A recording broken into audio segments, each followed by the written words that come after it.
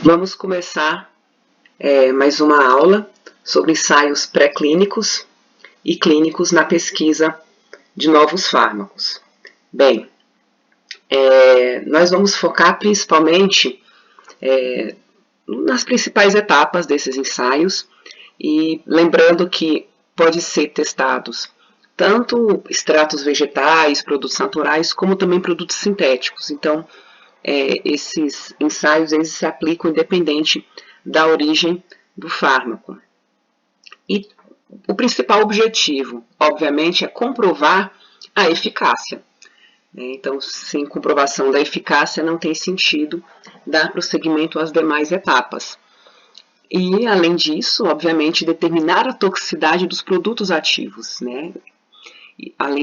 Como também, nos ensaios pré-clínicos, direcionar a validação para os testes clínicos. Então, antes de se realizar os ensaios clínicos em seres humanos, a gente passa por toda essa fase pré-clínica. E essa fase pré-clínica, ela envolve, primeiramente, a comprovação da eficácia, porque não tem sentido, né, se o produto não for eficaz para a doença que se pretende utilizar, e também a toxicidade. Então, tem que se avaliar essa toxicidade, o risco dessa substância ou desse produto. E a partir desses resultados, né, pode ou não ser aprovado o ensaio clínico. Esse produto ele pode ser aprovado ou não, e isso vai depender muito da relação risco-benefício. Então, esses ensaios eles têm como objetivo, né, você balancear eficácia e segurança, onde você vai ter um risco-benefício para um tratamento. E é claro que nem sempre esse risco-benefício ele vai ser o mesmo para qualquer tipo de terapia. Então, se você já tem terapias que existem muitas opções, acaba sendo um pouco mais rigoroso, né? Se você já tem no mercado vários medicamentos para uma determinada doença que são seguros e eficazes, não tem muito sentido você aprovar um fármaco que seja ou menos seguro ou menos eficaz. Então, por isso que isso se torna um pouco mais complicado. Já quando você tem pouca opção terapêutica, como no caso de muitos tratamentos para o câncer, então esse risco-benefício ele acaba sendo flexibilizado. Por quê? Porque não tem outra coisa, né? E o paciente ele está em risco, né? O paciente ele vai morrer de qualquer forma se ele não tiver nenhum outro tipo de tratamento. Então, por isso que essa pesquisa ela tem que ser avaliada de maneira muito criteriosa. No Brasil, hoje a gente tem publicado, né, esse guia para a condução de estudos não clínicos e toxicológicos, né, e segurança farmacológica para o desenvolvimento de medicamentos. Então, eu vou encaminhar para vocês esse material. Né, ele é um guia, ele auxilia bastante, né, nesses ensaios. Então, basicamente, nesse documento, ele vai descrever como pode ser feito os ensaios de toxicidade de dose única, né, no caso, toxicidade aguda, a toxicidade de doses repetidas, a toxicidade reprodutiva, genotoxicidade, a tolerância local, né, no caso de administração do medicamento, os ensaios carcinogênicos e a avaliação da segurança farmacológica toxicinética, né, que envolve a administração, distribuição, metabolização e excreção. Então, esse documento ele tem esse guia que é bastante útil. Bem, e o que a legislação brasileira prevê, né? Então, você precisa apresentar estudos científicos que comprovem a segurança do uso do medicamento de acordo com o que é exigido pelo Conselho Nacional de Saúde, né, nas resoluções 196 de 96 e 251 de 97. E essa resolução ela envolve, né, os protocolos para toxicologia pré-clínica e toxicologia clínica. Então, né, preciso determinar a farmacologia pré-clínica, a farmacologia clínica, né, que vai estabelecer a relação de dose e atividade, definir o conjunto de indicações terapêuticas daquele produto, né, além de apresentar, né, as contraindicações, as restrições de uso, os efeitos colaterais e reações adversas, né, nesse documento. Então, a gente volta aqui àquela figura, né, que ela mostra que realmente o desenvolvimento de um produto, né, de um medicamento, ele é interdisciplinar. Então, a gente está aqui nessa fase, né, de toxicologia e farmacologia, é onde a gente vai abordar um pouco a aula de hoje. E as fases de uma maneira geral, né, mais ampla de um novo medicamento. Então, você tem a seleção, né, e padronização do material ativo, né, do produto, E aí ele passa pelos ensaios pré-clínicos, né, nessa fase 1 dos ensaios pré-clínicos, onde tem o objetivo de comprovar a eficácia, os efeitos colaterais, a toxicidade aguda, né, e a toxicidade repetida, né, que é a toxicidade crônica. Então isso aqui é o basicão, que vai dar subsídios aos testes clínicos de fase 1. E os ensaios pré-clínicos, né, de fase 2 é onde você entra com estudo farmacocinético e toxicologia especial. Essa toxicologia especial, ela entra principalmente nos estudos, né, da questão da reprodutividade, né, se vai afetar ou não a reprodução daqueles indivíduos. E aí, uma vez passando por esses ensaios pré-clínicos, sendo aprovado, esse produto ele segue para teste clínico em fase 1, onde você vai ter voluntários sadios, né? Vai basicamente, né, tem como objetivo ver a questão das doses, a farmacocinética, alguns efeitos inesperados, e posteriormente os testes clínicos de fase 2, onde você vai agora utilizar pacientes que têm aquela patologia em estudo, onde o objetivo principal é comprovar a eficácia. Uma vez sendo aprovado para a fase seguinte, nos testes clínicos de fase 3, esses testes são multicêntricos, né? Você vai ter aí um estudo randomizado, controlado, e você vai observar os efeitos colaterais, as interações, vantagens e limitações, e se a sua terapia ela é igual ou superior à terapia de referência. E posteriormente, uma vez aprovado, né, a fase 4 ela inclui mesmo a farmacovigilância. Esse medicamento ele é aprovado para ir para o mercado e a todo momento se observa se agora, com uma população maior fazendo uso desse novo produto, se ele continua apresentando uma segurança adequada. E aí é um longo caminho entre desde você selecionar a patologia, né, até eleger o alvo terapêutico, né, onde é que o fármaco vai atuar, e aí você ter uma substância isolada, né, de uma planta ou sintetizada no laboratório, né, vai ser esse candidato terapêutico, e aí todo o estudo das suas propriedades físico-químicas, o desenvolvimento de um produto, né, em paralelo aos ensaios in vitro, testes em animais, avaliação farmacológica, até que ele seja aprovado para iniciar um ensaio clínico, né? Então, aqui, até chegar na investigação clínica. Então, muitos fármacos não conseguem chegar nessa fase. Em alguma dessas etapas, eles acabam ficando pelo caminho. Bem, e nos estudos pré-clínicos de medicamentos, né? Então, você vai ter a química, a seleção do material de estudo, se é um produto sintético, se é um produto natural. E aí você, né, vai ter que garantir a questão farmacêutica, a estabilidade, a solubilidade, a atividade biológica, determinar qual vai ser a via de administração, né? Então aqui é só um esqueminha mesmo mostrando o mecanismo de ação dos anti-inflamatórios não esteroidais, tá? Atuando na inibição da ciclooxigenase. Bem, e aí a gente tem os ensaios in vitro, né? Os ensaios in vitro, eles têm muitas vantagens, né? Normalmente se começa testando, triando esses compostos ou esses extratos através dos ensaios in vitro, né? Porque eles são mais baratos, rápidos, né? E aí consome uma pequena quantidade da amostra. Então, o ensaio de artémia salina, por exemplo, ele é um ensaio in vitro bastante útil para você fazer uma triagem de citotoxicidade. Né? Essa artémia salina, ela, né, é um ensaio bastante utilizado, ele é rápido, econômico, né, e bem simples de fazer. Então, esse bioensaio da letalidade da artémia é um teste de alto rendimento, onde você já consegue triar alguns produtos químicos bioativos. Ele se baseia na capacidade desses compostos ou dessas amostras em matar a artémia salina. Então, você vai verificar a mortalidade, né? É bastante simples esse teste, então você já pode fazer uma triagem in vitro preliminar de candidatos a novos fármacos.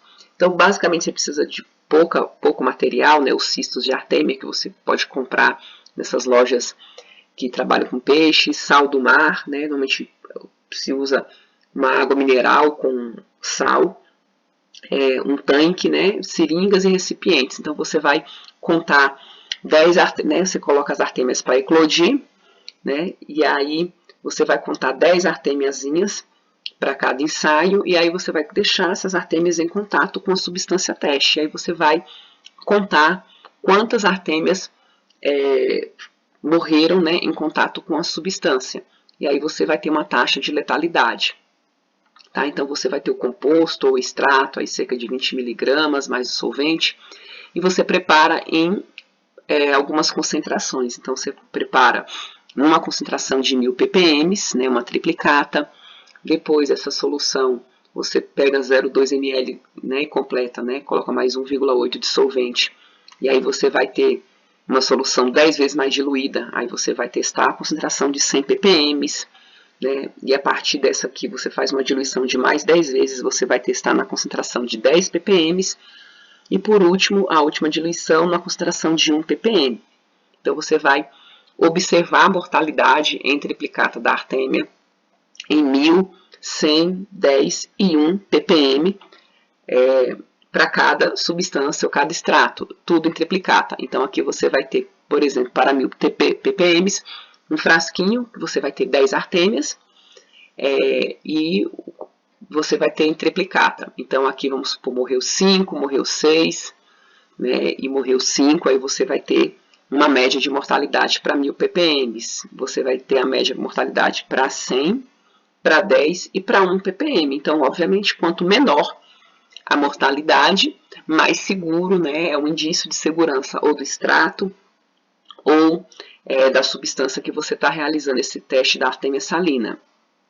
Então, é um experimento muito usado na avaliação de toxicidade também de metais pesados, de pesticidas, de medicamentos, de extratos de produtos naturais, né? Então, uma triagem bastante importante em modelos, né, antes de você ir para mamíferos. Então, basicamente, você prepara, né, uma água do mar artificial, a gente que não está próximo ao mar, né, num tanque pequeno, deixa, né, a artêmia chocar, né, para ela eclodir, e aí você vai pegando essas artêmias, né, preparando os recipientes, colocando as concentrações do seu extrato, da sua substância, e deixa cada frasquinho daquele com 10 artêmias. E aí, após 24 horas, você vai contar quantas artêmias sobreviveram em contato com a substância que você está testando. Aí você vai ter uma análise dos resultados, né, a mortalidade e a dosagem.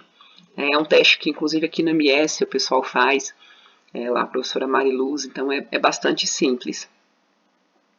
Outro ensaio in vitro, também bastante útil, é os inibidores da enzima acetilcolinesterase. Então, essa terapia inibitória da acetilcolinesterase, ela é uma abordagem muito utilizada na busca de substâncias que sejam úteis no tratamento do Alzheimer, né? Então, vários inibidores da acetilcolinesterase são usados pelo tratamento sintomático da doença de Alzheimer, e uma das hipóteses, né, para o surgimento da doença de Alzheimer é justamente a diminuição da presença do neurotransmissor da acetilcolina nas sinapses. Então, essa baixa diminuição desse neurotransmissor, ela tem uma ligação com a doença de Alzheimer. Então, uma das abordagens terapêuticas atuais é justamente encontrar substâncias que inibem a acetilcolinesterase. A acetilcolinesterase é a enzima que inibe, é a enzima que degrada a acetilcolina.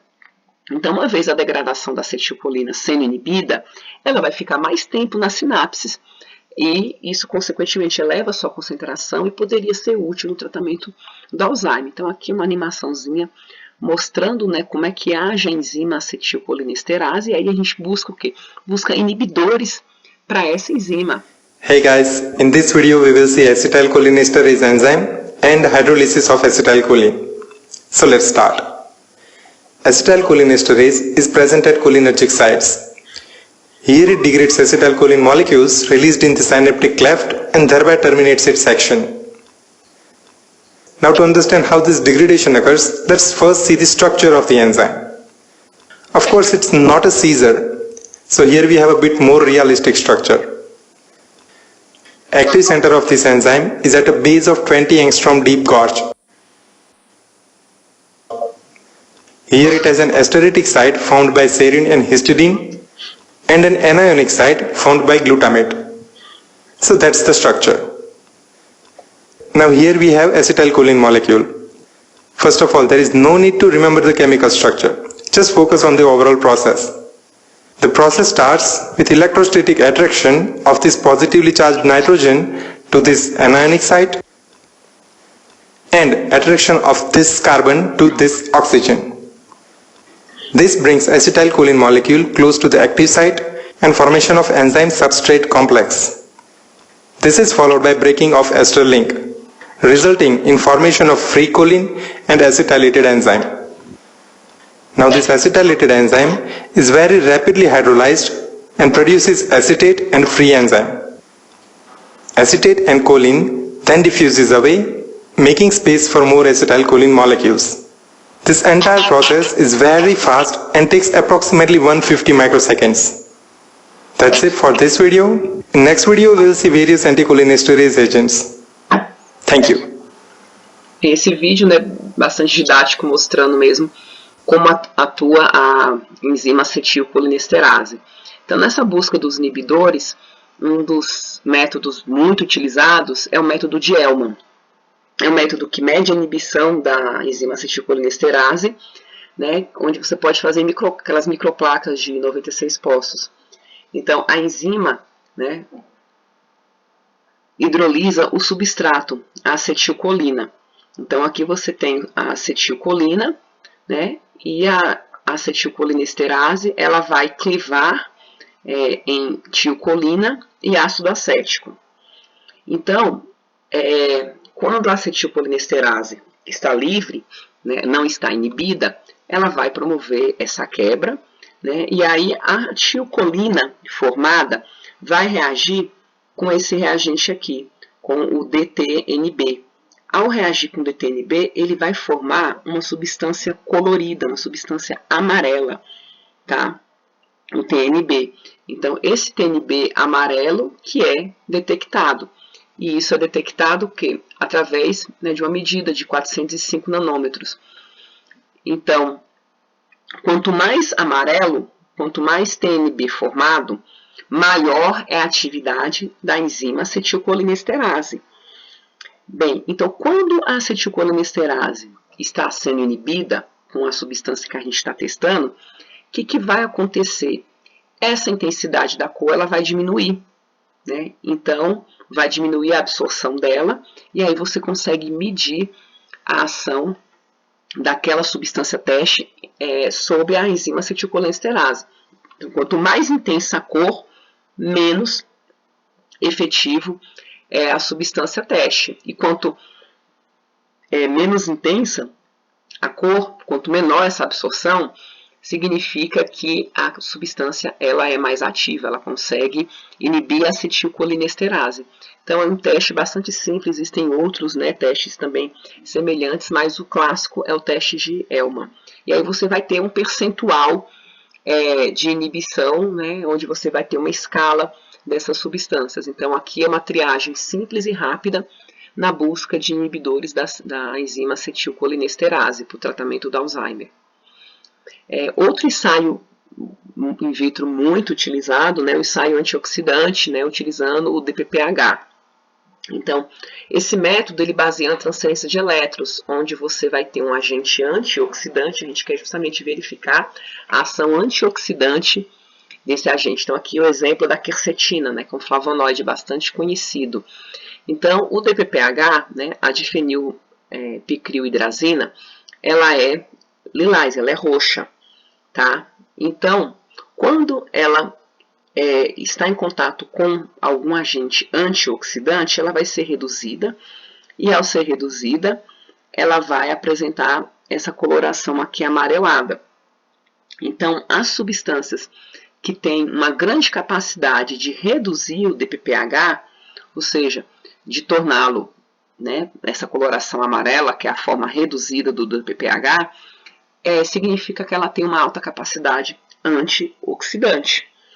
Então, se a substância que a gente está testando, ou o extrato que a gente está testando, não modificar essa coloração, significa que ela tem pouca ação antioxidante. Agora, se ela modificar essa coloração, significa que ela tem uma alta ação antioxidante. Então, normalmente a gente utiliza uma substância diferente. A gente pode usar o ácido ascórbico, por exemplo, que é um antioxidante bastante conhecido como controle positivo. Tá? Então, aqui é bastante simples esse ensaio. Aqui ele mostra, né, um experimento. Você vai colocar as substâncias que você está testando em algumas concentrações. E aí você vai colocando o DPPH, né, em cada um desses testes e a gente vai observando a coloração. Isso você pode ler no espectrofotômetro, por exemplo, no comprimento de 17 nanômetros. Então percebam que alguns desses vai ficar lilás e outros vão começar a ficar amarelados. Né? Então quanto mais amarelado, significa que é maior o poder antioxidante da substância teste.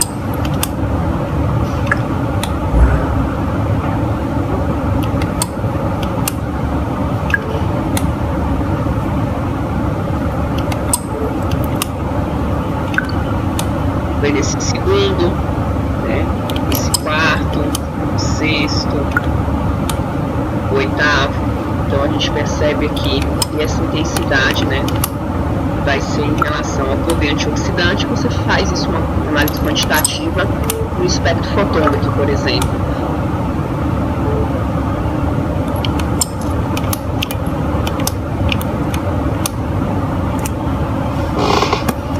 Isso, né, você aguarda um tempo para fazer a leitura, mas a gente consegue perceber, né, aqui onde teve ação antioxidante e onde não teve ação antioxidante. Existem muitos outros testes do beta-caroteno, né, que você tenta dar uma homogeneizada e observa.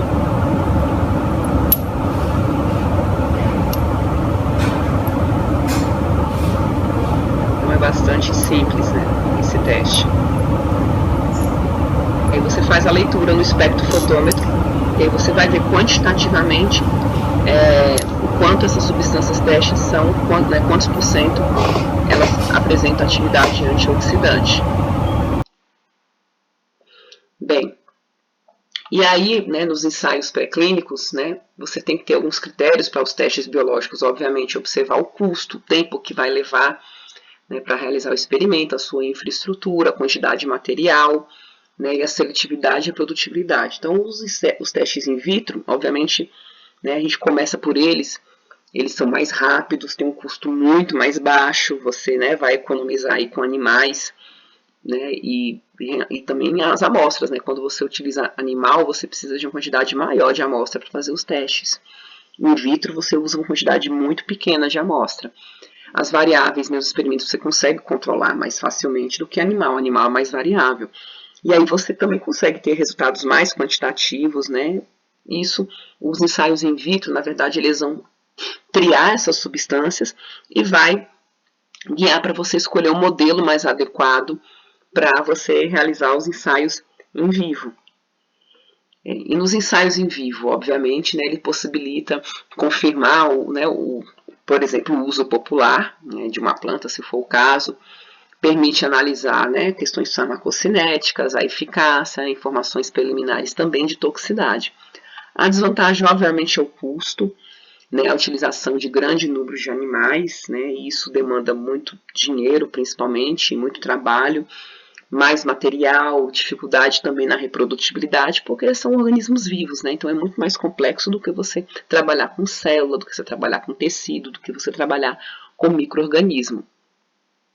E aí o objetivo, né, a questão da farmacodinâmica, comprovar o efeito que motivou o estudo, verificar o mecanismo de ação, o espectro de atividade, efeito colateral, né, então observar os animais que são mais adequados para determinado tipo de estudo, né, a relação dose-efeito, a latência do efeito, a duração. Então aqui são algumas espécies, né, que podem ser utilizadas nesses ensaios. Então para cada tipo de doença você pode ter espécies mais adequadas.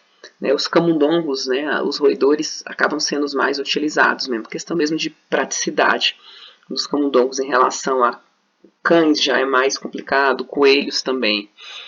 Bem, e aí na farmacocinética, né, também esses estudos, ou a questão da concentração plasmática, a biotransformação, e os ensaios toxicológicos, né, a previsão dos efeitos tóxicos.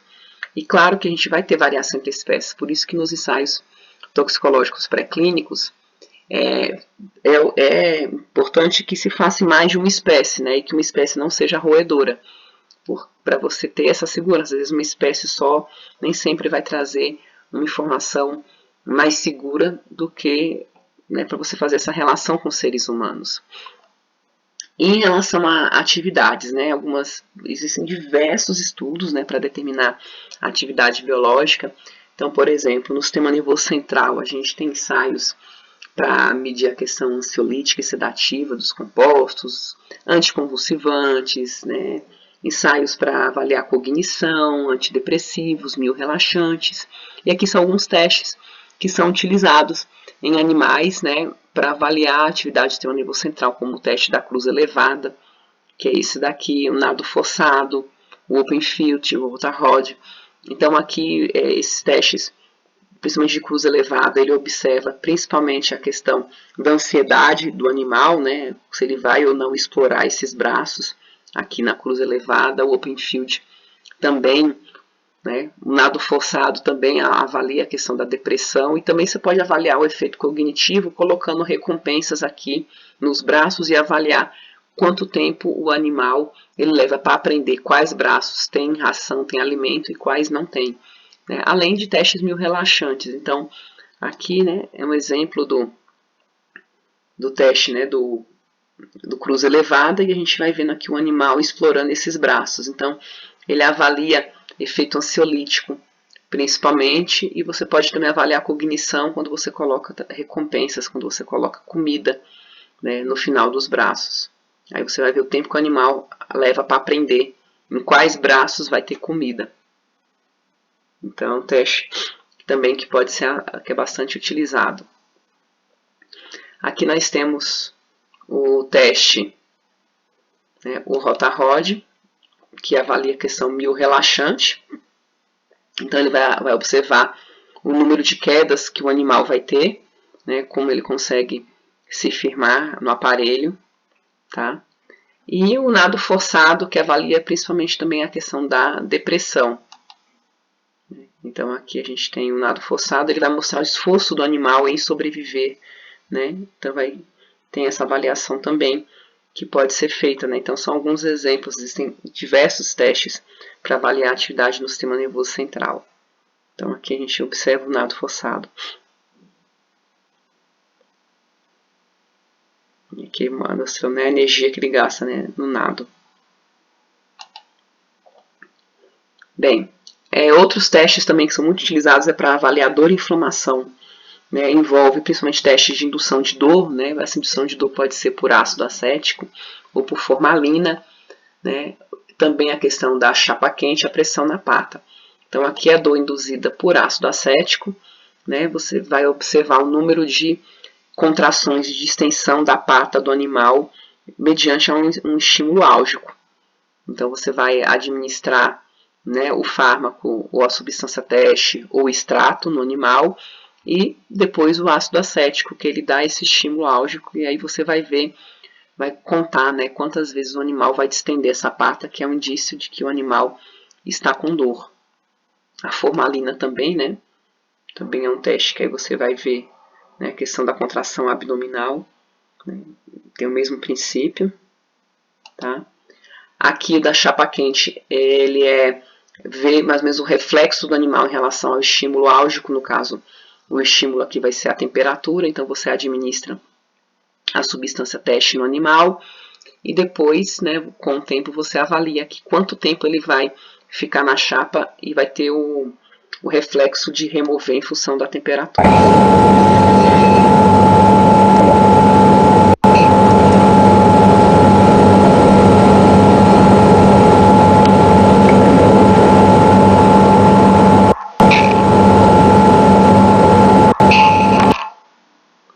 E aqui o teste de pressão na pata, que também vai ver a questão do reflexo da dor, né?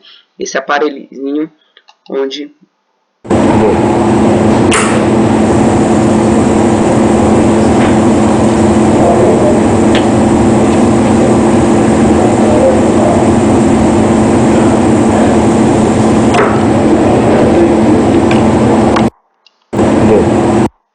Então aqui são alguns testes para avaliar dor e inflamação. E existem diversos, né? Vai depender da atividade. Eu coloquei aqui esses que são mais comuns. tá? Bem, outra abordagem agora que está sendo utilizada é a utilização do zebrafish. O zebrafish, principalmente para avaliar o quê? Avaliar a toxicidade. Né? Então, ele está sendo uma grande promessa para a questão de substituir os roedores, né? Os ratos e camundongos. Então, cada vez mais, né, o zebrafish está sendo utilizado para avaliar a toxicidade e segurança de medicamentos, né? Porque justamente o zebrafish ele tem um perfil muito parecido, né, com mamíferos. Então, você pode utilizar, por exemplo, o zebrafish para triar, né, inicialmente, fármacos, né, ou produtos que tenham um grande potencial tóxico. Então, antes de você utilizar, por exemplo, um animal, utilizar um camundongo, né, um roedor, um mamífero, você pode fazer essa triagem do zebrafish. Então, você diminui o número de substâncias que vão ser utilizadas em roedores. E aí você vai ter diversas vantagens, né, em relação ao uso de roedores. Então, o zebrafish, ele é muito, né, ele está sendo bastante utilizado nesses ensaios, né, pré-clínicos para priorizar quais substâncias ou quais produtos vão para os estudos pré-clínicos e clínicos adicionais. Então, essa triagem com o zebrafish, ela é bastante interessante. Então, ele tem essa vantagem, né, porque são animais pequenos, a manutenção dele é muito mais barata, a criação dele é bem mais fácil, né, e a desova dele produz em torno de 100 a 200 ovos. Então, a gente pode, por exemplo, triar substâncias, né, do ponto de vista, né, de eliminar as que sejam potencialmente tóxicas, utilizando o in vitro, como Artemia salina. Posteriormente, os que tiverem uma boa tolerância em relação à citotoxicidade, a gente pode utilizar o zebrafish, né? E os que demonstrarem uma toxicidade tolerável no zebrafish, aí sim, utilizar roedores. Então, você diminui bastante o número de animais, né, de mamíferos que são utilizados nesse teste. Então, o zebrafish ele está sendo bastante utilizado recentemente. Então, ele serve, né, para avaliar a cardiotoxicidade. Então, o zebrafish demonstrou ser um excelente modelo para avaliar a cardiotoxicidade de medicamentos, além também da hepatotoxicidade, né, ele tem revelado bastante útil, né, principalmente na questão de indução enzimática e estresse oxidativo. A neurotoxicidade também pode ser bem avaliada pelo zebrafish. Né? Então eu vou mandar para vocês um artigo que é bem interessante. Então a gente vê aqui, né, esse videozinho falando um pouco da criação, né, de como é vantajoso a questão dos aquários, né, uma grande quantidade de aquários.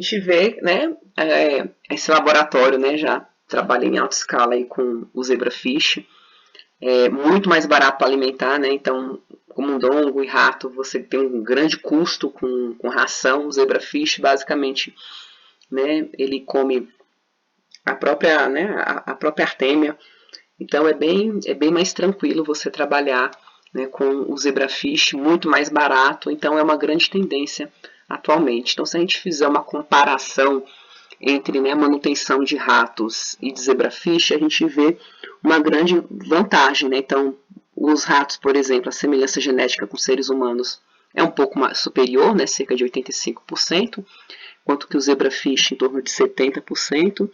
A questão da fecundação, né, de ratos e camundongos é interna, enquanto a de peixes ela é externa. Tá? E aí ele leva mais ou menos o rato entre 85 dias até a idade adulta e a reprodução mais ou menos de 10 filhotes a cada 2 meses. Se a gente for para o zebrafish, ele vai a reprodução mais ou menos de 100 ovos por dia, então é muito maior, né? E ele vai atingir mais ou menos o mesmo tempo para a idade adulta, entre 60 a 90 dias. E o custo final disso, né? Então, para um rato camundongo, a gente tem mais ou menos um custo de 30 a 40 reais por animal. O zebrafish, menos de R$1. Então, ele está variando entre 75 centavos a R$1. Então, hoje tem uma tendência muito grande, né, em se triar, principalmente ensaios pré-clínicos, através do zebrafish, em função mesmo do alto custo que é você manter ratos, né, camundongos de maneira geral, roedores. Bem, e aí a gente tem também a abordagem da toxicologia computacional. Então, nós temos, né, toxicidade em sílico, né, onde nós temos experimentos computacionais, né, que envolvem cálculos matemáticos, né, e análise das substâncias através desses programas. E eles podem dar para a gente uma previsão de uma possível atividade toxicológica. Então, antes mesmo da gente partir até para o in vitro, né? Antes, né, de a gente partir, por exemplo, para a artêmia salina, a gente pode começar com ensaios em sílico, né? Bastante interessante, porque no ensaio em sílico você já elimina um monte de substância. E aí sim, as que demonstrarem a toxicidade razoável na toxicologia, né, no ensaio em sílico, aí você vai para a artêmia, que é no in vitro, depois, por exemplo, você poderia ir para o zebrafish, e por último, menos substâncias, né, para serem testadas nos camundongos, nos ratos. Então, você diminui bastante a quantidade de animal, né, e o custo, obviamente, da pesquisa.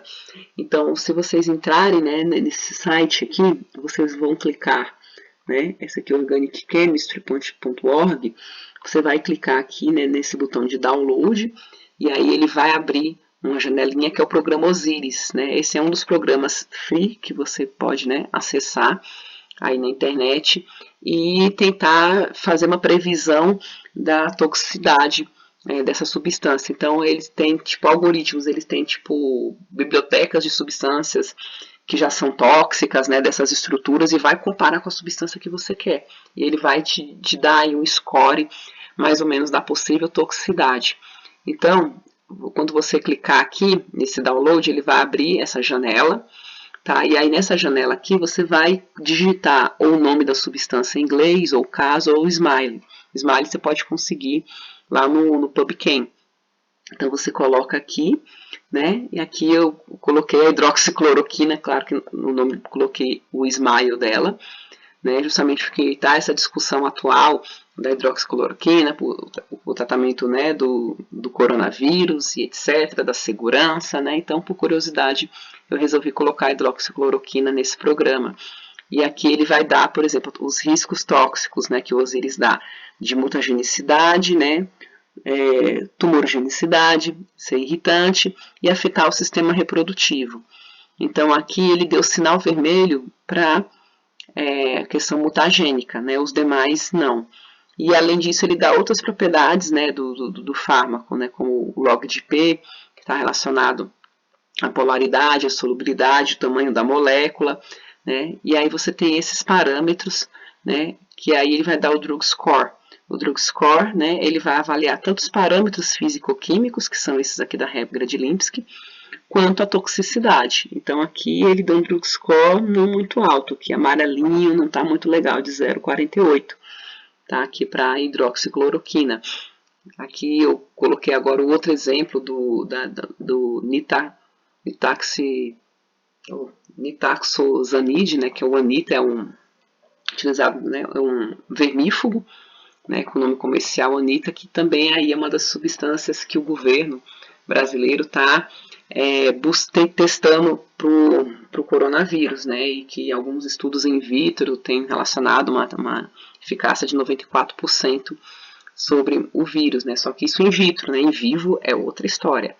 Mas ele está aí com resultados promissores, vamos ver as cenas dos próximos capítulos para ver se esse medicamento vai ser realmente seguro e eficaz para o tratamento do coronavírus. Então eu coloquei aqui, eu digitei o nome da substância, e aí pelo menos em relação à toxicidade, né, o programa ele não apontou nenhum problema, né, verdinho para tudo, né, aqui em relação aos parâmetros físico-químicos, e aí o drug score também que não está lá essas coisas, né, de 0,44, que relaciona a questão da toxicidade com os parâmetros físico-químicos. Então vamos ver, né, se realmente esse medicamento vai ou não ser útil para o tratamento do coronavírus.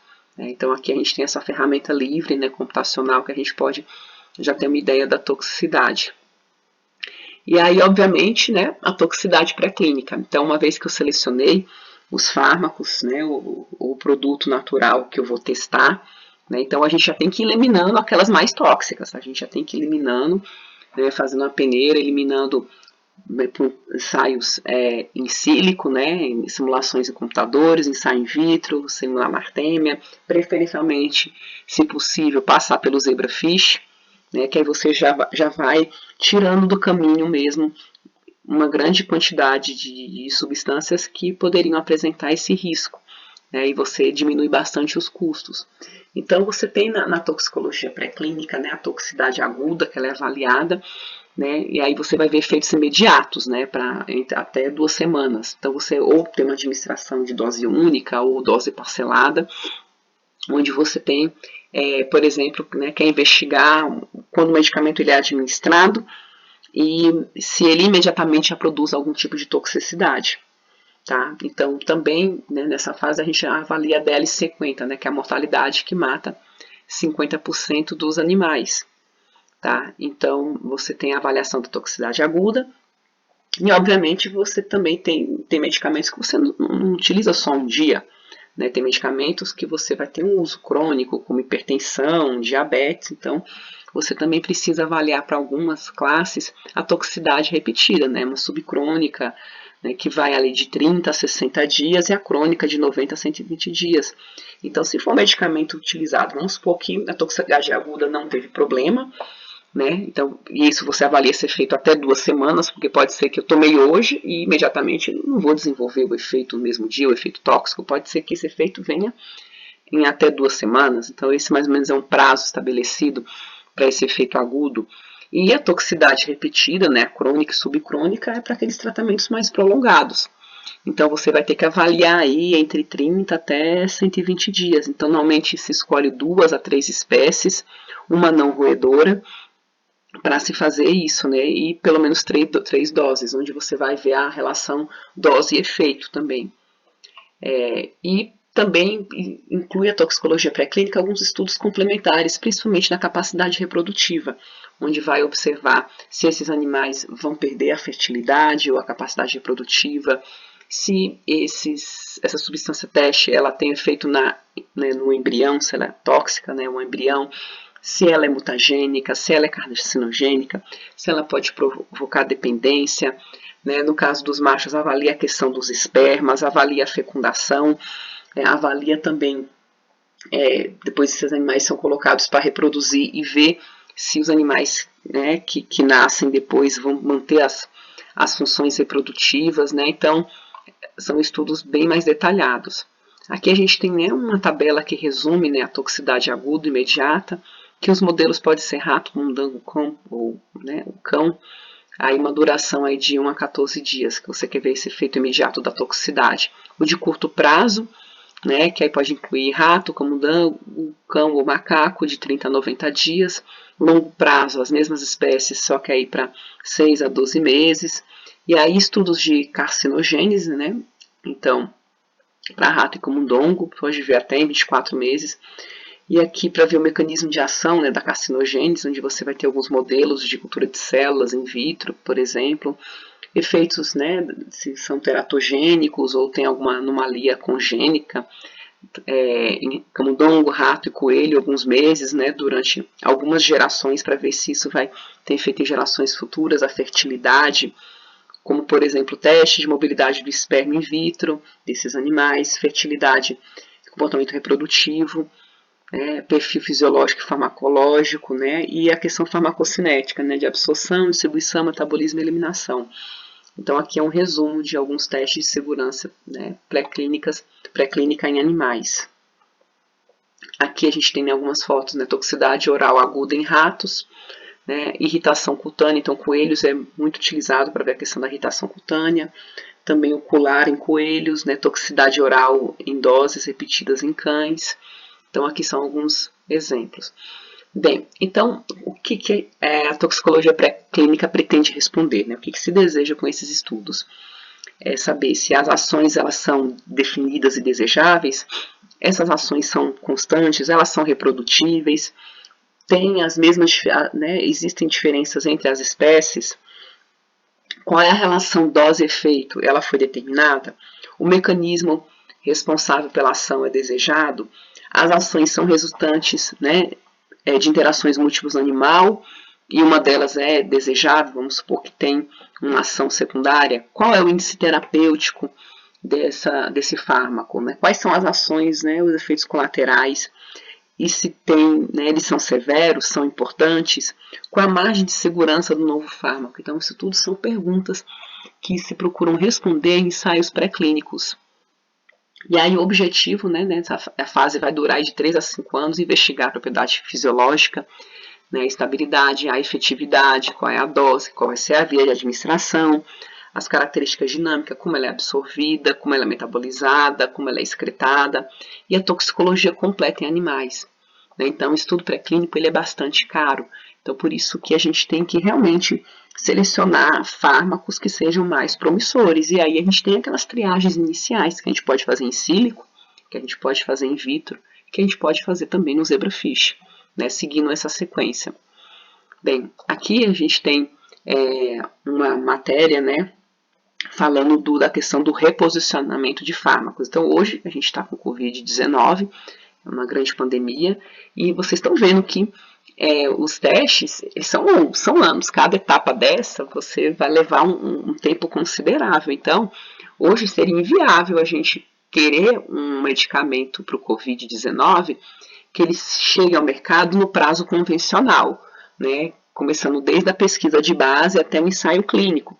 Então, hoje o CNPq está com algumas chamadas, né, alguns editais de pesquisa, para financiamento de pesquisa, de reposicionamento de fármacos.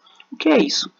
Fármacos que já estão no mercado para alguma outra patologia, né, e já passou por esses testes, pelo menos, né, a questão da segurança, já foi testado aqui. A grande questão principal de tanto teste também é a questão da segurança, obviamente. Então, esse reposicionamento será que existe algum fármaco que já está no mercado para alguma determinada patologia que pode ser útil no Covid? Porque a pesquisa vai ser mais rápida, porque agora a pesquisa aí vai focar principalmente o quê? Na eficácia. Né? Então, o que se faz inicialmente? Então, tem vários grupos de pesquisa fazendo triagem virtual, né? Obviamente, porque é mais rápido, então pegando programas, fazendo essa triagem virtual em cima de alvos, né, moleculares do vírus, que a gente já falou um pouco. E aí, esses que derem resultado promissor no virtual, aí pode-se fazer em células, né, faz diretamente no vírus, faz os ensaios in vitro. E os que demonstrarem resultados promissores in vitro, aí se vai para um animal, vai para um roedor, ver nessa questão, né, da eficácia no ser vivo até ir para o ensaio clínico. Então, só que isso de maneira muito mais acelerada. Tá? Então, eu vou mostrar aqui, né, para vocês um vídeo falando, né, dessas pesquisas como andam aqui no Brasil nesse momento. O Centro Nacional de Pesquisa em Energia e Materiais é um ambiente de pesquisa sofisticado, único no país.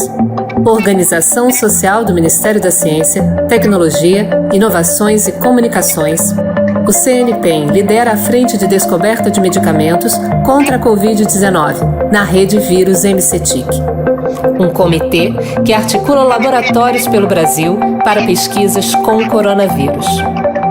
E se a solução para o coronavírus estiver nas prateleiras da farmácia? A resposta para essa pergunta pode estar aqui. Um centro de pesquisa direcionado para solucionar grandes desafios de nossa sociedade.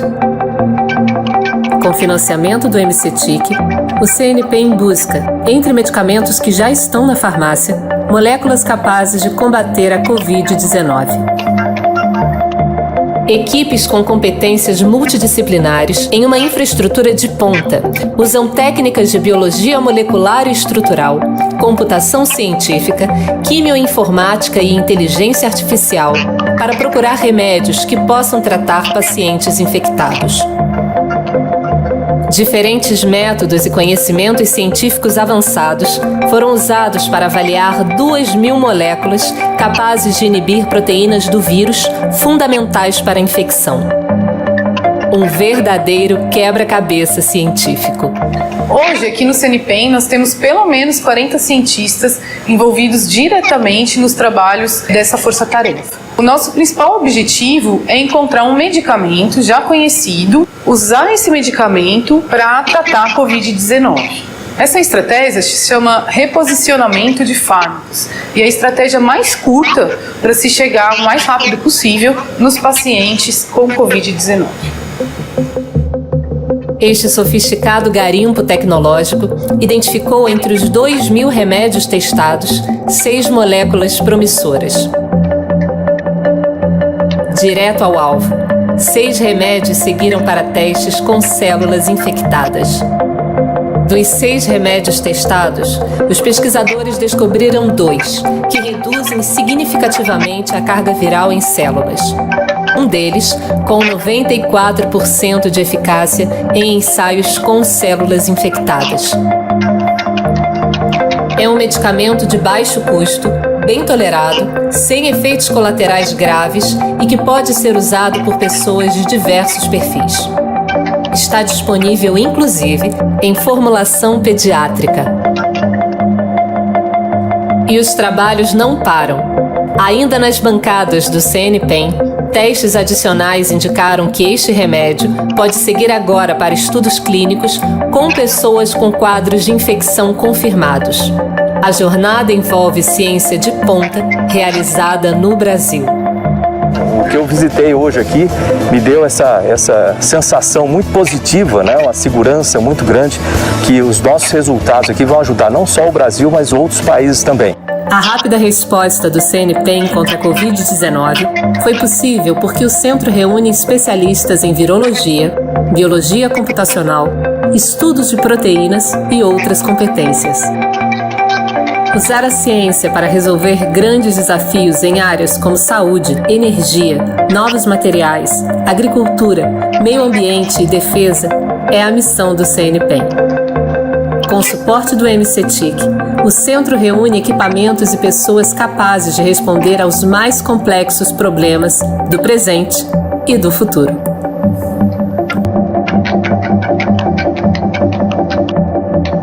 Ministério da Ciência, Tecnologia, Inovações e Comunicações. Ministro Marcos Pontes. Governo Federal. Pátria Amada Brasil. Então esse, foi um vídeo mostrando dessa perspectiva que a gente tem desses medicamentos, Vamos ver se realmente eles vão ser úteis no tratamento do Covid-19.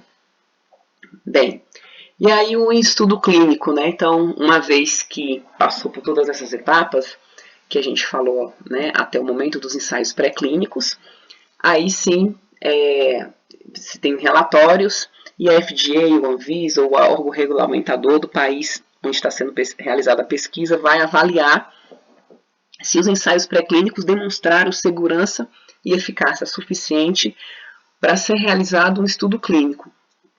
Eu vou mostrar mais um vídeo mais didático para vocês dos ensaios randomizados e aí a gente vai falar um pouquinho brevemente dos estudos clínicos. O imperador Frederick II queria saber se a digestão era prejudicada pela atividade física. Então ele convocou 2 homens, deu a ambos a mesma refeição e ordenou que um fosse para a cama dormir e outro fosse para a floresta caçar e correr. Depois de algumas horas, ele mandou matar os 2 e abrir suas barrigas para examinar como estava a digestão de cada um. Ele descobriu que o bolo alimentar tinha descido mais no homem que estava dormindo. Não podemos chamar Frederick II de um cientista, até porque existem alguns probleminhas éticos na maneira como ele conduziu esse experimento. Mas nós temos aqui um dos primeiros exemplos de uma análise comparativa para entender mais a respeito do que acontece no nosso corpo. Ainda bem que hoje nós temos métodos mais éticos e também mais científicos para esse tipo de avaliação. Eu sou Seiichi Arata e hoje eu trago para você mais um vídeo da nossa série Natogood, Saúde Baseada em Evidências, e o tema de hoje é o padrão ouro das pesquisas médicas, o ensaio randomizado controlado. É muito comum nós lermos notícias de que foi encontrada alguma correlação entre um determinado tipo de situação e um determinado tipo de resultado. Mas isso não permite dizer que uma coisa causou a outra. Você sabe que associação não implica em causalidade. Quer ver só? Você sabia que quando aumentam as vendas de sorvete, também aumentam os casos de afogamento? Isso não quer dizer que sorvete vai causar algum mal para a pessoa que está nadando e ela vai afogar. Apenas significa que em dias mais quentes tem mais pessoas comprando sorvete, tem mais gente indo para a praia, indo para a piscina e, portanto, é mais provável acontecer casos de afogamento. Nós também tomamos cuidado com anedotas que não compõem dado científico. Saber que a dona Lourdes, lá da rua de baixo, ficou com alergia no pescoço depois que ela comeu manteiga de amendoim, não significa que todo mundo vai ficar com alergia no pescoço comendo manteiga de amendoim. Ou seja, não podemos generalizar. Como é que a gente então pode ter dados mais científicos evitando diferentes tipos de viés cognitivo? Aqui é que entra o ensaio randomizado controlado. É um tipo de estudo trabalhoso, um estudo caro de ser realizado, mas ele é muito útil para saber, por exemplo, se um novo medicamento, uma nova intervenção é melhor para o tratamento de uma condição específica, ou se uma mudança de alimentação poderia afetar algum marcador específico de saúde. Por exemplo, se você diminui o consumo de gordura saturada e começar a comer mais gordura poliinsaturada, se haveria uma mudança nos níveis de colesterol do sangue. E como que funciona isso? No ensaio clínico, primeiro tem que ter um grupo de pessoas que vai receber uma determinada intervenção, que vai ter um acompanhamento para que a gente possa medir o impacto, medir o que aconteceu. O ensaio é controlado se o grupo que recebe a intervenção é avaliado com comparações a um outro grupo de controle. Por que esse controle? Porque se eu faço a intervenção em todo mundo, fica difícil de isolar se eu estou realmente encontrando resultados da intervenção ou se foi algum elemento externo. Por exemplo, se eu dou uma cápsula de um novo remédio para gripe para 100 pessoas que estão gripadas. Aí passa uma semana e eu descubro que todas elas sararam da gripe. Muito bom. Será que eu posso dizer que o resultado foi a minha cápsula milagrosa? Ou será que elas já não iriam melhorar de qualquer jeito, porque dificilmente alguém fica com gripe mais de uma semana? Por isso que eu quero um grupo de controle. Se ambos os grupos melhoram, eu vejo que a minha cápsula de fato não fez diferença nenhuma. Com um grupo de controle, eu mantenho todas as demais condições idênticas e daí eu aumento as chances de identificar se o resultado que eu observo está relacionado àquela intervenção. E se eu faço comparações com o melhor tratamento atualmente conhecido, eu tenho o ensaio clínico ativamente controlado. Em outros casos, o controle é não dar tratamento nenhum, que é o ensaio clínico controlado por placebo. O ensaio clínico pode ser ou não randomizado, sendo classificado como aberto ou cego. Primeiro tem todo um processo seletivo, porque dependendo da condição, da situação do paciente, ele pode não ter os pré-requisitos necessários para participar do ensaio. Então, feita a triagem inicial, a randomização vai sortear qual vai ser a intervenção que esse paciente vai receber. O estudo é chamado de simples cego, quando apenas o paciente não sabe se ele faz parte do controle ou do grupo de estudo. Duplo cego, quando nem o paciente nem o médico sabem, e triplo cego, quando nem o paciente, nem o médico, nem o responsável pelo experimento sabem qual paciente faz parte do grupo de controle ou do grupo de estudo. E para alguém que busca algo até melhor do que isso, existe a meta-análise de vários estudos randomizados controlados. Vamos lembrar que O bom conhecimento, ele é construído a partir de múltiplas fontes e não apenas de números, tá? Eu tô imaginando algumas pessoas já ficando muito empolgadas com esses conceitos, então eu te convido para assistir um vídeo que eu preparei a respeito do Tecnopólio. Aliás, no próximo vídeo da nossa série NatoGood, Saúde Baseada em Evidências, nós vamos discutir um pouco mais a respeito dos limites desse tipo de estudo. Hoje nós vimos o que é o tal do ensaio clínico randomizado e qual que é o valor dele para o conhecimento científico. Repare que esse tipo de experimento pode trazer informações importantes em cima de ideias, por exemplo, de anedotas ou estudos epidemiológicos, ecológicos. Eu até convido você para assistir o vídeo que a gente preparou a respeito do resveratrol do vinho tinto, se ele faz bem para a saúde, que é um exemplo muito bacana a respeito disso. E mais um vídeo aí falando um pouco, né, dos ensaios clínicos. Bem, então, por exemplo, o FDA, né, se eu estiver fazendo investigação nos Estados Unidos, então na investigação de um novo medicamento, né, os resultados, se os resultados obtidos nos ensaios pré-clínicos se mostrarem promissores, o financiador da pesquisa pode requerer ao FDA autorização para prosseguir os ensaios clínicos. Então isso, né, é uma solicitação de investigação de um novo medicamento, é uma permissão para realizar os testes em humanos. E ele deve conter algumas informações como os estudos farmacológicos e toxicológicos em animais, a formulação e a informação como é a produção desse medicamento, os protocolos clínicos, informação do investigador. E normalmente a FDA tem 30 dias para revisar toda essa documentação submetida e considerar se ela vai ser aprovada ou não. Ela tem um prazo mais ou menos de 30 dias. E aí no ensaio clínico, né, na primeira fase, você vai ver o valor terapêutico, você vai ver a questão, né, você vai ter voluntários saudáveis, um grupo menor aí de 20 a 100 voluntários, onde você vai administrar essas doses e vai observar, né, se vai ter efeitos colaterais graves, observar a farmacocinética e a farmacologia em seres humanos. Uma vez aprovado, né, nessa primeira fase, você vai ter os ensaios clínicos, onde você vai, né, agora utilizar voluntários que têm a doença, para ser avaliado agora também a eficácia desse medicamento. Então vai envolver de 100 a 300 pacientes, né, nessa fase. Então, uma vez sendo aprovado, na fase 2, ele vai para a fase 3, onde vai envolver o maior número de pacientes, né, de 1.000 a 3.000 pacientes, e aí você vai ter, né, uma comparação com o grupo controle, obviamente, para ver se a sua terapia que você está propondo, ela é igual ou superior ao que já está existente no mercado. E uma vez passando isso, você vai para a farmacovigilância, né? Ele vai ser aprovado para ir para o mercado. Então, é feito um relatório, né, que é encaminhado para o órgão que vai avaliar, e aí você vai ter, né, um relatório aí muito grande, aí pode chegar a 100 mil páginas, todo o histórico do medicamento, os ensaios pré-clínicos e clínicos, bula e etc. E aí a FDA normalmente leva em torno de 6 meses para tomar uma decisão em relação a essa solicitação. Então a equipe ela pode, né, ou aprovar o medicamento, então o financiador já pode comercializar o produto nos Estados Unidos, por exemplo, ou não aprovar, né, então o medicamento não pode ser comercializado, ele vai ter que explicar detalhadamente todas essas razões, né, dessa decisão, ou o medicamento pode ser aprovável, né, então o FDA, ele informa que está preparado para aprovar o medicamento, só que o fabricante, né, ele tem que cumprir algumas condições, né, numa carta de resposta, então ele vai dizer o que é necessário para ser aprovado, né, até que identifique essas faltas, algumas correções, alguns esclarecimentos que devem ser tomados.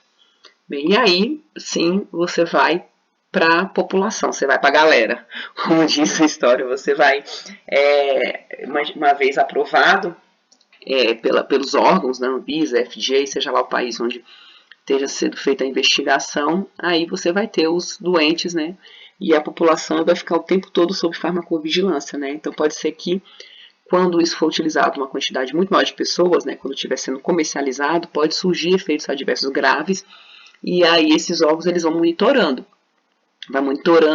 vai vendo a questão essas bulas, elas também podem ampliar tanto os efeitos colaterais, né, principalmente, então os efeitos adversos podem começar a surgir numa população maior, isso ser inserido na bula, então isso vai sendo avaliado se esses efeitos colaterais, efeitos adversos, se eles podem ou não, justificam ou não manter esse medicamento no mercado. Então aqui, né, a fase clínica, né, de 3 a 7 anos, né, aproximadamente, então resumindo, a fase 1, pequeno número de voluntários sadios, onde você vai verificar a segurança da substância utilizada em humanos. Então, essa quantidade, né, são os órgãos regulamentadores que vão definir. A fase 2, né, um pequeno número de pacientes, vão ser selecionados de acordo com regras do Comitê de Ética, e o objetivo é verificar a eficácia, né, e verificar também qual seria a dose ideal. A fase 3, você já tem um grande número de pacientes, né, uma larga amostragem populacional, os testes multicêntricos, né, de duplo cego, que a gente acabou de ver no vídeo. E o número de indivíduos, né, são dependentes de cada projeto. E aqui você pode ter uma alta taxa de abandono dos indivíduos, né, ele tem a liberdade de abandonar a qualquer momento, né, e isso acontece principalmente por conta de alguns efeitos colaterais que não foi detectado na fase 2 e agora na fase 3 pode começar a aparecer, né, você tem uma amostragem maior. Então aqui também é um resuminho, né, do número de pacientes, né, e o detalhamento, né, de cada fase. E aí na fase 4, né, você vai ter o que? Identificação dos efeitos adversos, né, e claro, a farmacovigilância atuando nessa fase. E a gente também tem algumas situações, no caso da aprovação acelerada. Né? Então essa aprovação acelerada seria justamente hoje, né? A gente tem o Covid-19 e a gente não tem tempo para passar por todas essas fases, para seguir todos esses prazos, esses protocolos. Então, muitas vezes, a FDA ou esses órgãos, né, regulamentadores tentam acelerar a aprovação de terapias promissoras, né, e aí você tem, né, principalmente, né, avaliando a segurança de medicamento, né, de medidas menos tradicionais, como chamado de desfecho substitutivo. Então, esse desfecho substitutivo pode ser de um resultado laboratorial muito promissor, que pode trazer um grande benefício para a população, como, por exemplo, a diminuição de um tumor, né, no caso, uma grande evidência, né, de ação sobre o Covid-19, né, que é o problema atual. Então, a FDA ela solicita ao financiador um estudo pós-comercialização, né, após a aprovação acelerada, para confirmar, né, o benefício desse fármaco e ver se ele realmente aumenta a sobrevivência dos pacientes, né. E aí o acesso precoce, né, então a FDA também tem desenvolvido programas para acesso precoce, para permitir que os portadores de determinadas condições que estão em risco, né, possam usufruir dessas novas terapias que sejam promissoras, né, antes da sua aprovação formal, né. Então, tem pacientes que não dá para esperar, né, principalmente no tratamento do câncer.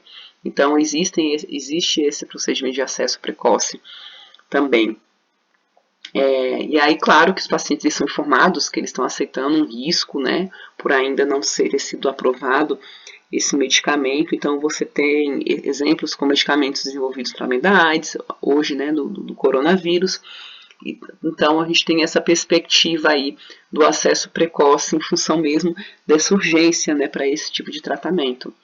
E aí, a vigilância pós-comercialização, né, então, se algum evento adverso ou problema foi identificado no medicamento que está sendo comercializado, pode ser realizado algumas medidas. Uma delas é a alteração na bula. Então, pode ser que exija que o fabricante insira na bula novas informações, né, que não foram identificadas nos ensaios clínicos, como efeitos colaterais, reações adversas, etc. Pode ser que futuramente seja necessária a adição de tarja de advertência. Então, esse medicamento ele pode se tornar um medicamento de tarja vermelha, tarja preta, né? Então pode sim haver a solicitação dessa adição, ou mesmo, na pior das hipóteses, recolhimento do produto, retirada dele do mercado quando você tem efeitos mais graves. Então essas agências que vão avaliar a retirada, e isso é tudo que o fabricante não quer, né? Então para ele é uma grande derrota, né? Depois de tanto gasto, né, esse medicamento chegar no mercado e ser recolhido, e isso acontece. Né? Então, é uma situação bastante delicada. E o fabricante ele pode, né, continuar conduzindo estudos pós-comercialização para aumentar, inclusive, lista de indicação, né, terapêutica, né, ou otimizar o regime posológico, ou acrescentar mais informações na bula desse medicamento. Então, essas bulas elas podem, sim, sendo incrementadas com o passar do tempo, à medida que foi tendo mais informações do uso desse medicamento no mercado. E aí a gente tem uma questão, né, da harmonização internacional do desenvolvimento de novos fármacos. Então, o medicamento que hoje é aprovado no Brasil, que foi aprovado nos Estados Unidos ou em algum país da Europa, ou no Japão, então existe uma necessidade que esses procedimentos sejam padronizados, sejam harmonizados, para que a gente não tenha que repetir todos esses experimentos em cada país que for comercializar esse medicamento. Então, no passado, os requerimentos para um novo fármaco eram bastante diferentes.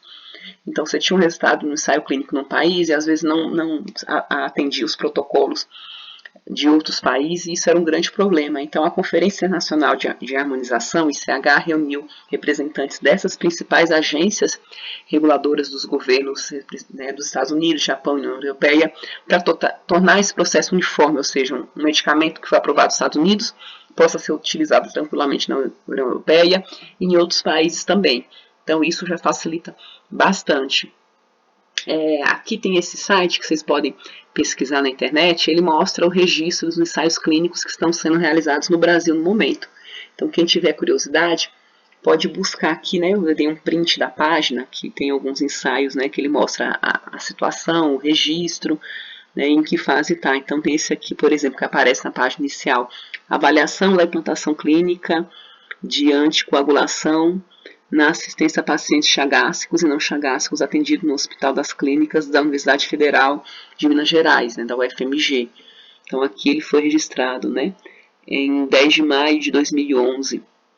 Está em andamento. Então, aqui a gente tem estudo randomizado duplo cego de fase 3 para comparar docetaxel combinado com dasatinib ao docetaxel combinado com placebo no câncer de próstata resistente à castração. Então, aqui tem outros estudos. Então, vocês podem pesquisar, né, inclusive, os ensaios clínicos que estão sendo realizados no Brasil e em que situação que cada um deles se encontra no momento.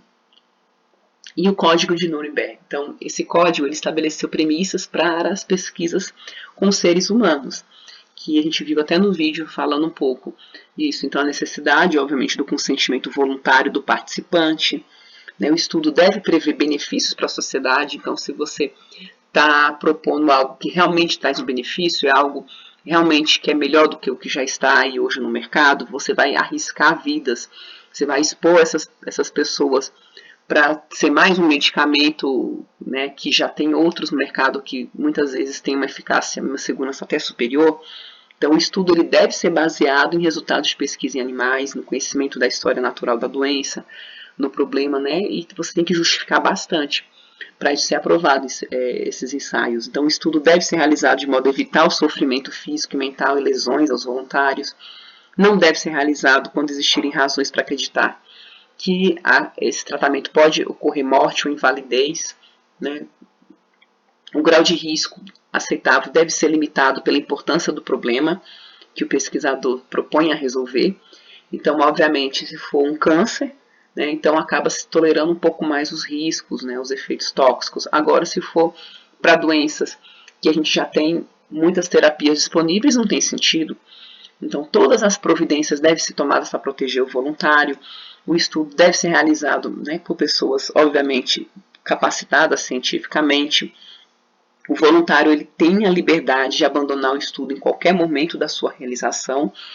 Tá? E o investigador principal tem o dever de interromper o estudo em qualquer fase, se ele perceber que pode causar sofrimento, lesão ou óbito dos voluntários. Então, se está vendo que tem um prognóstico negativo, né, o investigador ele tem sim o compromisso, a responsabilidade, a obrigação de interromper e não deixar o paciente ir a óbito ou ter uma lesão mais grave por conta dessa terapia.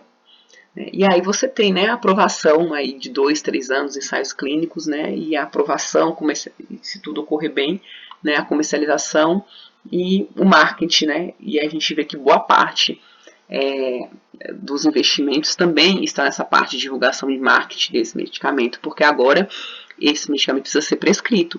Então a indústria está desesperada, querendo recuperar todo o investimento que ela fez durante esses anos todos, né, e o marketing ele acaba sendo massivo, né? Então, principalmente entre a classe prescritora, entre os médicos. Então, você tem aí um marketing muito pesado em relação a esse novo medicamento. E a gente tem que tomar muito cuidado, porque a indústria tem todo o interesse que esse medicamento seja prescrito, né? Ele precisa entrar de fato no mercado, e aí você tem médico, né, que fica dando uma amostra grátis para os pacientes. A gente acha que a indústria está sendo boazinha, na verdade são estratégias, né? E aí você tem esses incentivos, esses médicos vão para esses congressos, com tudo pago pela indústria farmacêutica, e tem toda essa lavagem cerebral em cima dos prescritores, que isso é bastante preocupante, né? E às vezes o paciente acha que porque o medicamento é novo, ele é melhor. Não, gente, não necessariamente.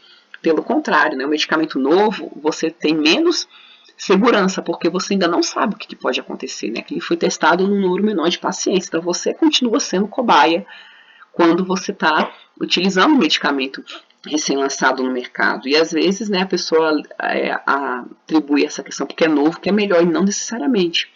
Né? Então, às vezes é mais seguro você utilizar medicamentos que já estão no mercado há bastante tempo, que já estão bem descritos os efeitos colaterais, quais são as restrições de uso, do que você criar esperanças no medicamento novo que está sendo testado e que a qualquer momento pode ser retirado no mercado.